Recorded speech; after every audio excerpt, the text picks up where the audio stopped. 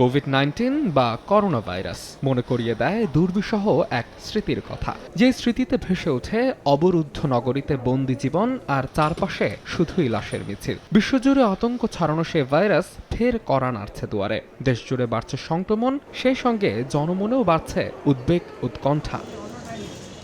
পরিস্থিতি মোকাবেলায় 14 জুনের মধ্যেই সব হাসপাতালে চালু হওয়ার কথা করোনা কর্নার, তবে তা এখনো চালু হয়নি সব হাসপাতালে। এ যেমন মুগদা মেডিকেলে করোনা কর্নারের জন্য ঠিক হয়নি নির্ধারিত জায়গা। আপাতত গাইনি বিভাগকে করোনা ইউনিট করার প্রস্তুতি চলছে, আর গাইনি রোগীদের নেওয়া হবে অন্য ইউনিটে।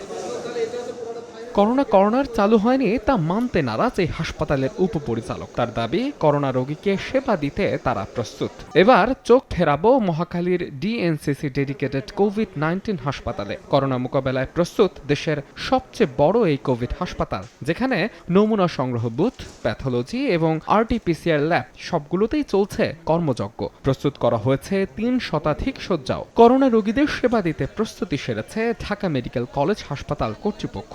করোনা কর্নারে এরই মধ্যে রোগী ভর্তি শুরু হয়েছে বলেও জানান ঢাকা মেডিকেলের পরিচালক। মাহাদ ইসলাম ধ্রুব, সময় সংবাদ, ঢাকা।